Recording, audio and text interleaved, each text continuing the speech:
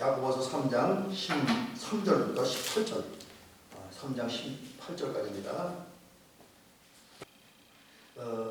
너희 중에 지혜와 총명이 있는 자가 누구냐? 그는 선행으로 말미암아 지혜의 온유함으로 그 행함을 보일지니라. 그러나 너희 마음속에 독한 시기와 다툼이 있으면 자랑하지 말라. 진리를 거스려 거짓말하지 말라. 이러한 지혜는 위로부터 내려온 것이 아니요 땅의 것이요 정욕의 것이요 귀신의 것이니 시기와 다툼이 있는 곳에는 혼란과 모든 악한 일이 있습니다.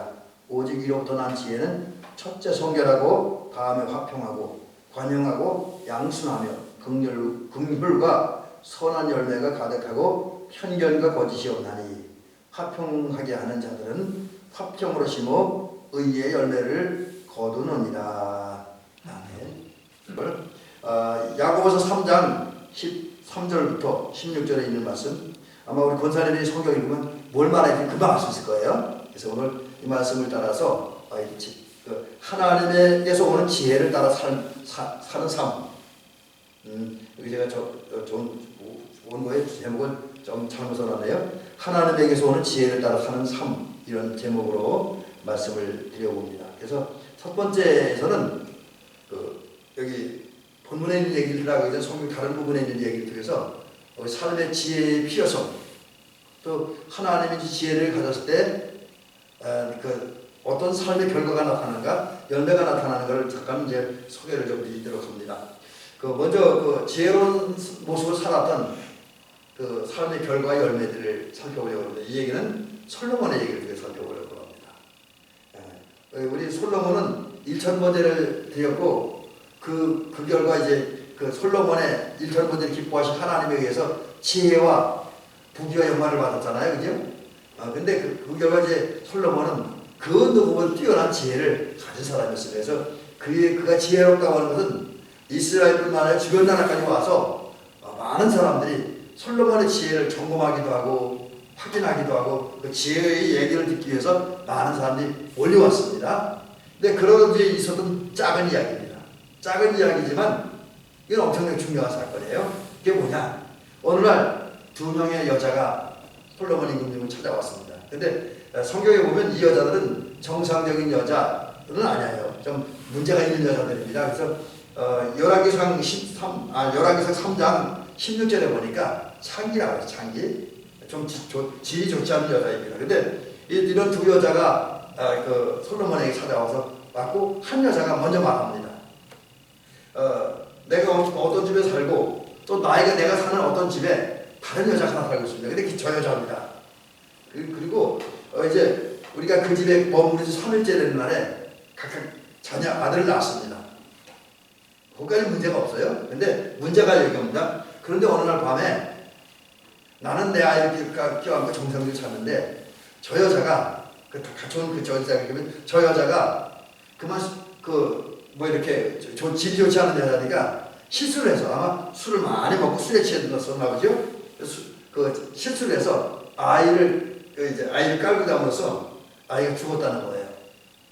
근데 그런 나이인데 이 여자가 아이를 차지하는 욕심 때문에 자기 죽은 아이를 끌어안고 지금 잘 자는 아이, 건강한 아이를 데린 엄마에게 가서 그 엄마의 아이를 빼앗아 자기에게 돌아오고 자기가 실수해서 죽인 아이를 품에 넣는 거죠. 그래서 이 사실을 이제 한 여자가 억울하게 말합니다. 나는 정상적으로 아이를 잘 데리고 다녔는데 저 여자 술 먹고 술 취해서 정신 잃어버린 저 여자가 실수 자기 아들을 죽여놓고 내 아들과 자기 아들을 바꿔치겠습니다. 이렇게 얘기를 해요.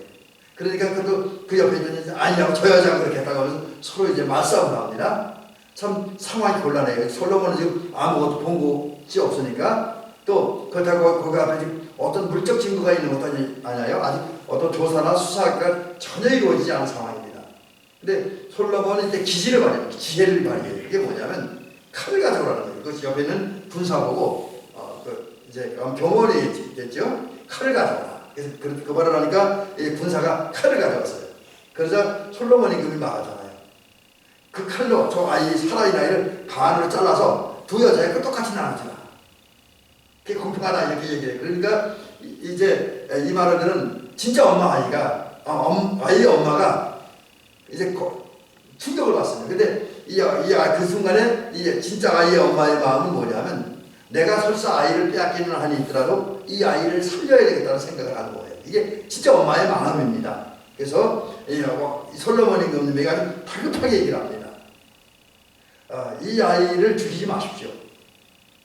죽이지 말고 차라리 저 여자에게 주십시오. 자기 아들 실수로 죽여놓고 바꿔치기 한 저 아들에게 주십시오. 이렇게 이야기를 합니다.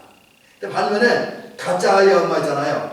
자기 아이를 죽이고 실수로 아이를 죽이고 바꿔치기 한 그 못된 엄마는 뭐라 그러냐면 그 못된 여자는 차라리 죽여서 저 여자 아이도 되지 말고 내 여자의 아이도 되게 하지 말라고 이야기를 합니다. 그 말을 듣고 솔로몬 임금이 발견한 거예요. 진짜 아이의 엄마가 뭐냐. 그건 뭐냐면 아이가 죽어도 좋다고 하는, 그래서 반을 잘라서 두 여자에게 각각 나눠주라고 이 아이의 엄마는 가짜 엄마라는 거죠. 실수로 자기 아이를 깔아 죽인 그런 여자다.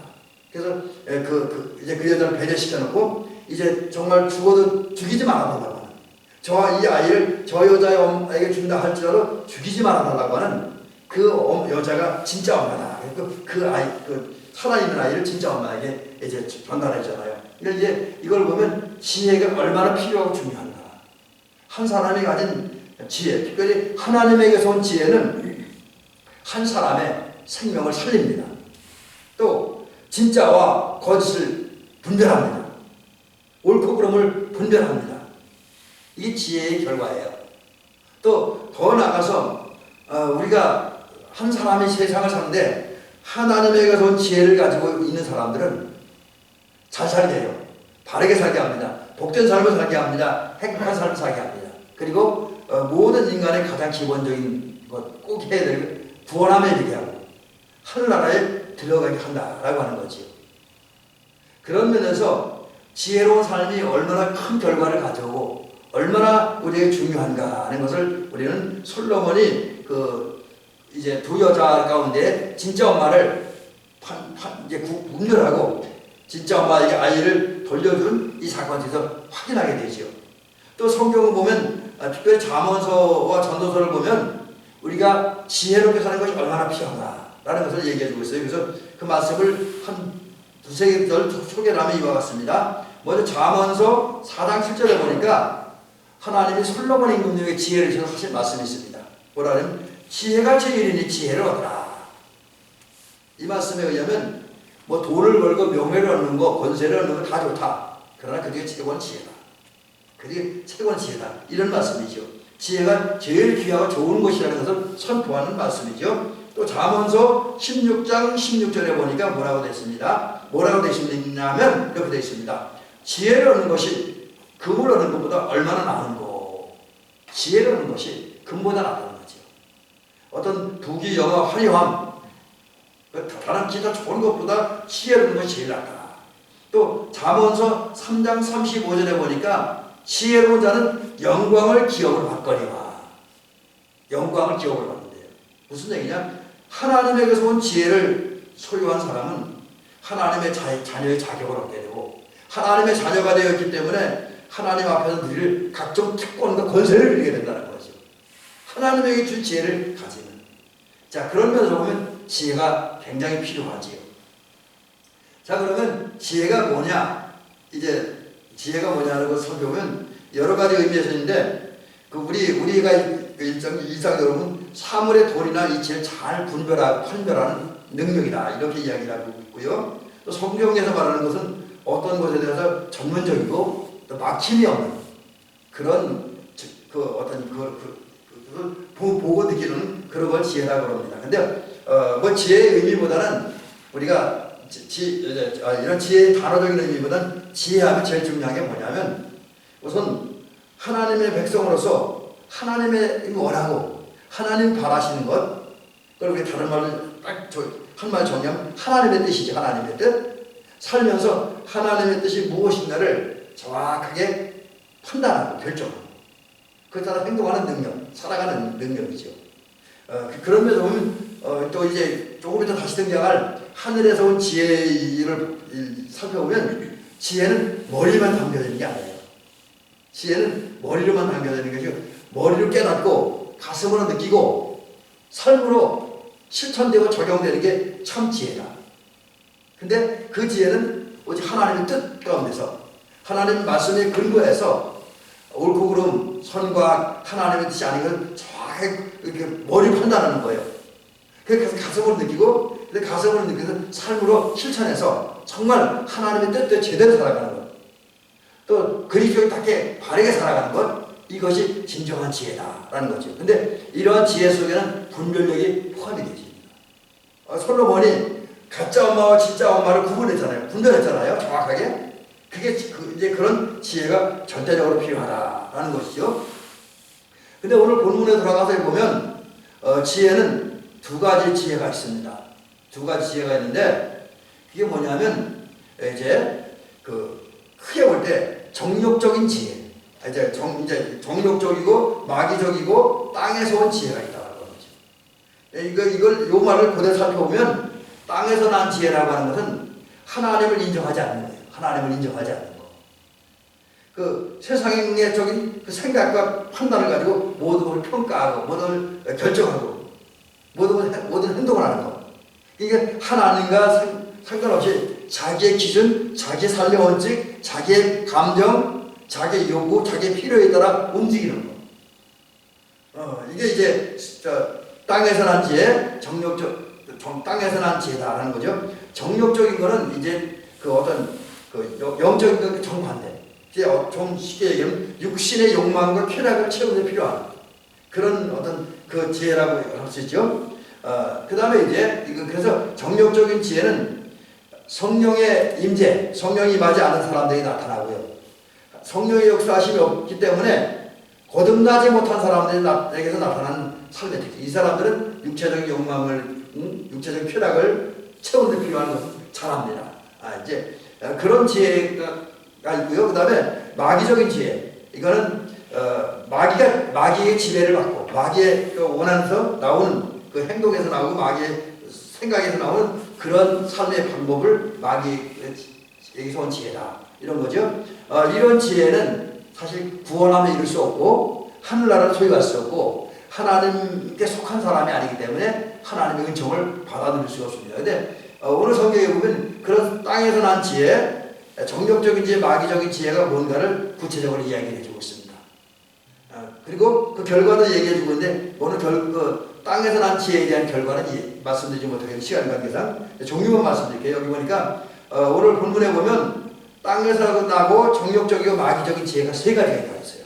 하나는 독한 시기다. 이제 이 독식이라고 하는 것은 긍정적인 의미에서는 뜨거운 열정이라는 의미를 가지고 있습니다. 근데 여기서 독한 시기라고 하는 말을 붙일 때는 열정은 뜨거움도 있습니다. 뭐 열심히 해요. 근데 그 열정이 자기의 어떤 이권을 챙기기 위한 열정도 그런 거예요. 자기의 이기심, 자기 욕망을 채우기 위한 열정입니다. 그리고 뭘 열심히 하긴 하는데 정말 순수한 목적은 하나님의 영광을 위해서 또 자신이 하나님의 바로 살기 위해서 뭘 열심히 하는 게 아닙니다. 어떤 자기 나름 잘못된 생각, 뭐 이제 이걸 하면 내가 뭐 이런 거 찾아야 되겠다. 그래서 그 예수님의 제자들의 입장에서 보면 예수님의 제자들이 처음에 성령 받기 전에 예수님을 따라갈 때 예수님을 이제 이 일을 도와드릴 때 어떤 심령을 했습니까? 예수님이 로마를 쳐부수고 이제 새로운 이스라엘 왕국을 건설한 다음에 이스라엘 왕이 되셨을 때 자기들도 한 자리 차지하겠다고 하는 우의적이 되고 영의적이 되고 요즘으로 하면 국방부 장관이 되고 국무총리가 되겠다는 그런 욕심을 가지고 주님을 따랐잖아요. 이런 것들 주님을 위해 뭔가 하는데 또 교회를 위해 무언가 하는데 사회를 위해 인간을 주변 사람들 위해 뭔가 하는데 어떤 자기 나름의 욕망과 어떤 욕심을 가지고 하는 것 이런 것이 이제 독한 시기다.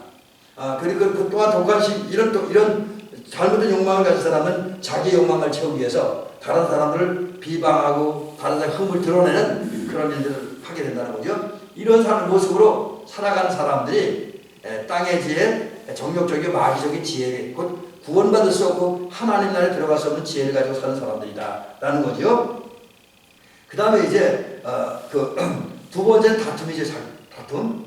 이 다툼은 뭐냐면 자기만이나 자기 편에 속한 사람들, 자기가 같은 뜻을 가진 사람들이 어떤 이익권만 챙기기 위해서 다른 사람을 해치는 거거든요.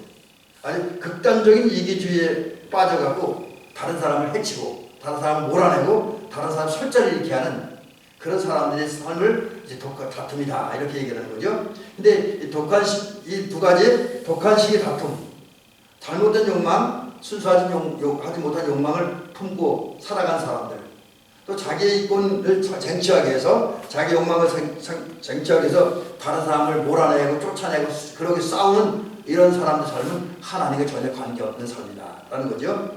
그 다음에 뭐 시기는 아까 말씀드린 대로 넘어가고요. 이런 그러니까 뭐 지금 제가 하늘에서 난 지혜가 아닌 땅에서 난 지혜, 정력적이고 마귀적인 지혜는 세 가지를 성경에서 말씀하고 있는데 따지고 정확히 얘기하면 두 가지입니다. 그 다음에 이제 두 번째 부분의 지혜가 뭐냐? 위로부터 온 지혜. 위로부터 오는 지혜는 뭐냐면 하나님에게서 온 지혜를 말합니다. 성령의 인도하심, 성령의 은사에 의해서 주어진 지혜라는 거죠. 근데 이런 지혜는 처음에 말씀드렸던 것처럼 머리로 깨닫고 느끼고, 머리로 깨닫는 거예요. 그래서 머리로 분별하는 거, 그리고 가슴으로 느끼고 몸으로 실천하는 삶과 연결된 지혜입니다. 이게 뭐냐? 오늘 본문에 보니까 성결한 삶이다. 성결하게 사는 것이 하늘에서 온 지혜를 가지고 살아가는 것이다. 성결하게 뭡니까? 다른 말은 순결하는 거. 우리 이제 물을 봤을 때 물에 잡티가 없는 거예요. 그다음 기분 좋잖아요. 그런 거 보면. 또 우리 어떤 유리를 봤을 때 유리에 오물 하나 없는 그런 걸 봤을 때 기분이 상쾌해지잖아요. 또 이제 성결이라는 말은 그렇게 깨끗한 부분도 있지만 거룩한 거, 구별된 그런 모습도 얘기합니다. 그래서 구체적으로 얘기하면 뭘 할 때 무엇을 하지 그 목적이나 이유 속에 악한 것이 전혀 없는 거, 욕심이나 욕망이 전혀 없는 거. 그러니까 너무나 맑고 깨끗하기 때문에 신앙적으로 영적으로 또 개인의 삶의 정신적인 면에서 볼 때, 도덕적인 면에서 볼 때 조금이나 삶의 어떤 부족함이나 문제가 전혀 없는, 다른 말로 온전한 상태라고 이야기할 수가 있습니다. 이런 성결한 삶을 사는 사람들은 언제나 이제 깨끗하고 성결한 것을 삶의 목표로 해요. 무엇하든지 어떤 이물질이나 잡티나 악한 계산이 전혀 없는 오직 하나님의 영광, 하나님의 뜻, 성취 여기에만 관심을 가지고 살아가게 됩니다. 그래서 이런 사람들은 이런 삶을 살았던 분이 예수님이다. 예수님은 사실 우리가 잘 알다시피 일생의 삶의 십자가의 죽음을 위해서 사셨잖아요. 그걸 위해 사셨겠고 또 그것이 이제 힘들고 어려웠지만 그것만 생각하면서 묵묵히 사명자의 길, 또 메시아의 길, 특별히 고난받은 메시아의 길을 묵묵히 걸어가셨습니다. 그리고 마지막에는 외롭고 고통스럽지만 하나님의 뜻을 위해서 십자가에 죽으셨습니다. 근데 그분의 그런 모든 삶은 오직 하나님의 뜻, 인간 구원, 그리고 이 땅에 하나님의 나라를 건설하고 확장하고 완성하는 그 일들만 위해서 살았는데 그러한 삶을 하나님이 인정하시고 높여주셔서 부활하게 하셨고요. 또 하나님이 예수님 높이 들어 세우셨잖아요. 그 결과 모든 사람들이 주와 그리스도가 되었고 모든 사람들이 주님 앞에 무릎을 꿇게 되었다는 거지요.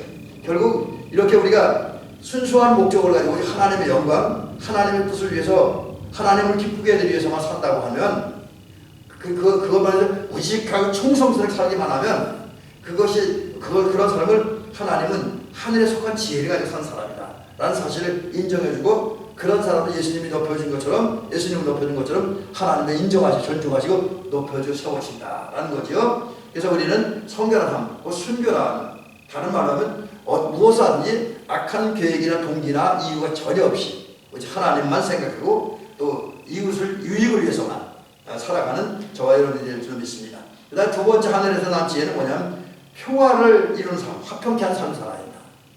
이제 평화, 화평이라는 말을 찾아보니까 평화를 사랑한다는 말이고요. 또 자기의 삶, 언행을 통해서 자기와 자기 주변과 자기 가정과 자기가 예배드리는 교회와 자기 살아가는 공동체 속에 평화를 만들어내는 사람들을 말합니다. 특별히 하나님에게서 온 지혜, 성령께서 주신 지혜를 가지고 사는 사람들은 그 언행을 통해서 기본적으로 평화를 사랑하기 때문에 그 원행을 통해서 그 주변에 평화를 만들어갑니다. 그래서 그 사람이 좀 평화로워지는 거예요. 그 사람 한 사람 말, 행동 때문에 주변 사람 다 좋아지고 관계가 좋아지고 평화롭게 살고 아름답게 살게 되어집니다.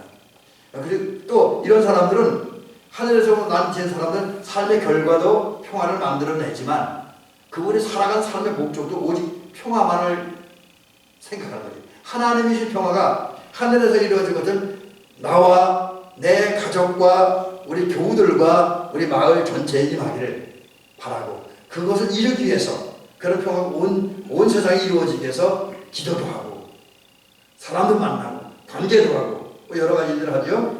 그러는 가운데 화평을 발전시킨다는 이 말은 화평이 나를 통해서 온 세상으로 퍼져나가서 하나님께서 주신 그 세상에 주신 것 전혀 다른 그런 평화. 지난주에도 말씀드렸고 그 전주에도 말씀드렸던 것처럼 이사야 11장에 기록된 메시아를 통해 이루어질 그 평화가 이 세상 속에 점점 이루어지게 만들어간다. 발전시키는 그런 평화가 나를 통해서 주변 속으로 또 확장되어지게 한다. 이런 삶이 화평케 하는 삶인데 그런 화평케 하는 삶을 살아가는 것이 이제 하나님에게서 지혜를 가지고 사는 삶이다. 이렇게 이야기하는 거죠. 그 다음에 세 번째는 하늘에서 온 지혜가 뭐냐면 관용하는 삶. 이 관용한다는 것은 친절하다, 또 온유하다, 뭐 그런 뜻이 있지만 이제 단어상의 의미는 그렇고 실제 삶에서는 우리 집에 나에게 잘못한 사람이 있어요. 그래서 내가 여러 가지 위치로 조건을 볼 때 그 사람을 책망하고 그 사람의 잘못 책임 추궁하고 그 사람의 잘못을 사과하고 그 사람으로도 그 사람 나에게 잘못한 것 보상을 받을 수 있는 그런 환경과 조건이 갖추어져 있지만 그렇게 하지 않고 주님의 마음으로 용서하고 또 이제 부드럽게 대해주고 사랑을 베풀어주는 그런 삶이다라는 거죠. 그래서 이런 사람들은 이런 관용의 마음을 품은 사람들, 다른 사람들을 징벌할 수 있지만 다른 사람 잘못을 징벌할 수 있지만 인내하는 사람을 용서하는 사람들은 오히려 그 다른 사람과 설사 나에게 잘못하고 나에게 상처를 주었다 할지라도 맞싸움하지 않습니다. 논쟁하지 않고요. 그런 사람들에서 화도 내지 않지요. 오히려 그 이웃이 좀 잘못했다고 해서 내 마음이 좁아지고 생각이 좁아지지도 않는다. 오히려 넓은 마음, 큰 마음을 가지고 그런 사람들 마음을 포용과 끌어안고 함께 생활한다라는 거죠. 이렇게 살아가는 사람들이 이제 그 하늘의 지혜를 가지고 사는 사람들이다라는 거죠. 그 다음에 여기 제가 여기 보니까 또 뭐라고 돼 있냐면 오늘 본문에 보면 그 관용의 삶을 살고 그 다음에 또 뭡니까 여기 이제 다툼은 얘기했고요. 그 다음에 화평, 관용, 그 다음에 양순 착하게 산다는 착하게 삽니다. 그 다음에 긍휼은 다른 사람을 불쌍히 여기죠. 또 다른 사람이 어려움 당할 때 고난 당할 때 안타까워 동정하고 또 그러는 가운데 실제적인 섬김과 도움과 배려를 베풀어준 사람이다라는 거죠. 그 다음에 선한 열매 이거는 이제 그 위에 것들이 이게 적용된 실천들에 나타나는 결과고요. 그 다음에 편견 어떤 쪽으로 이렇게 누구에게 치우치지 않아요. 사람들을 내 기분이나 내 인권에 따라서 불공평하게 대하지 않는다는 거죠. 모든 사람들을 공평하게 주님의 마음을 공평하게 만나고 공평하게 말해주고 공평하게 사랑을 주고 혜택을 주는 그것이 이제 편견이다. 그래서 이 하늘에서 온 지혜를 가지고 온 사람들은 모든 사람 공평하게 된다는 거죠. 그 다음에 거짓이 없다. 사기치거나 뭐 거짓말하지 않고 순수하고 진실하게 살아간다. 이런 것이 이제 그 하늘에서 난 지혜를 가지고 사는 사람들이다. 자, 여러분 오늘 여러 가지 제가 이제 그 본문에서 여러 가지 말씀을 드렸는데 우리는 과연 어떻게 살아야 됩니까? 그 하늘에서 난 지혜를 가지고 살아야 됩니까? 아니면 땅에서 아니면 마귀적이고 세속적인 정욕적인 지혜를 가지고 살아야 됩니까? 우리는 분명한 대답이 주어지는 겁니다. 근데 오늘날 그 사람들을 보면 우리 예수 믿는 사람들은 안 그렇지만 세상에서는 하나님에게서 난 지혜를 가지고 살지 않습니다. 제가 오늘 이 말씀을 준비하면서 이렇게 좀 여러 가지 글들을 읽어보다 보니까 그런 얘기 있더라고요. 세상에서는 하나님에게 난 지혜를 말하고 뭐 온유하게 살아야 된다. 또 긍휼히 여기는 삶을 살아야 된다. 자비의 삶을 살아야 된다. 그렇게 얘기를 하면 돌아오는 반응이 지금이 조선시대냐? 뭘 지금도 그렇게 깨끗하고 성결하게 살아야 되냐? 적당히 즐기면서 살지. 뭐 이렇게 얘기한다 그래요. 아이들도 요즘 아이들은 하늘에서 난 지혜를 가지고 사는 그런 것이 아니라 누구에게 손해보지 않고 자기 이익을 챙기는 것을 어렸을 때부터 심어준다는 거죠. 그래서 요즘 아이들에게서는 온유함이라든지 배려하면서 이렇게 관용 이런 게 없죠. 오직 자기 기분, 자기 조건을 따라서 말하고 행동하는 아이들이 요즘 많아진다. 이것이 이제 오늘 이 시대의 안타까운 모습이라는 거죠. 자, 그런데 주님은 오늘 본문을 통해서 말씀하고 있습니다. 그래서 오늘 저 본문을 좀 이렇게 거꾸로 제가 해석을 했는데, 주님은 지금 우리에게 요구하는 삶이 그거예요. 이제 본문 순서상으로는 하늘 지혜의 종류를 말씀한 다음에 그런 얘기를 하는 거예요. 그 이제 지혜를 본문에서 먼저 말씀했는데, 오늘 저는 그걸 이렇게 한번 해석을 합니다. 이제 오늘 성경을 통해서 하나님에게 난 지혜, 세상에서 온 지혜, 정력적이고 마귀적인 지혜를 살펴보았는데, 그러면 우리는 어떻게 살아야 되겠냐는 거죠. 그래서 그걸 오늘 본문을 좀 거꾸로 이렇게 뒤집어서 보니까 뭐라고 하냐면, 우리 안에는 지혜를 보이라는 거예요. 우리 안에는 청명을 보이라. 이 보이라고 하는 것은 그런 의미예요. 증명하라. 삶을 통해 드러내고 또 말로 표현하고 또 실제 행동으로 증명하라. 삶을 통해 증명하라.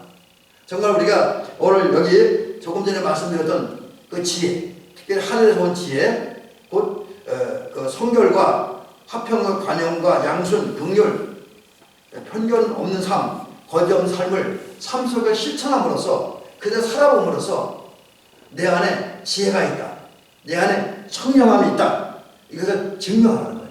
삶을 통해서. 그게 주님의 요구입니다. 자, 이제 이 말씀을 드리면서 이렇게 말씀을 정리하면서 오늘 말씀을 마치려고 합니다. 오늘 야고보서 3장 13절에 있는 말씀처럼 우리가 늘 이제 여호와를 경외하고 또 마태복음 7장 24절에 있는 말씀처럼 예수님의 말씀을 듣고 지켜 행하고 순종하고 그러는 가운데 우리 참 지혜, 하늘에서 온 지혜를 소유한 성도들이 되어 있을 줄 믿습니다. 그 지혜가 뭐냐? 구체적으로 보면 여기 17절에 있는 대로 성결, 화평, 관용, 양순, 긍휼, 편견 없는 삶, 거짓 없는 삶을 삶 속에서 한번 그대로 실천해보고 그 실천을 통해서 하나님이 우리 지혜, 하늘에서 온 지혜, 하나님이 준 지혜, 성령으로 말미암은 지혜가 있다라고 하는 사실을 우리 개인적으로 느끼고 또 그 다른 사람의 말로 표현하고 삶으로 증명하는 그런 삶을 사시기를 원합니다. 그래서 이제 우리 대민교 성도들은 하나님은 당신 참 지혜로운 성도야. 그 사람들로부터 진짜 당신은 지혜로운 성도야. 그리고 우리 자신이 봐도 나는 오늘 하루를 지혜롭게 살아갔어 라는 그런 평가를 할 수 있을 만한 그 아주 성숙한 모습으로 살아가는 저와 여러분들이 되시기를 주의 이름으로 축원합니다.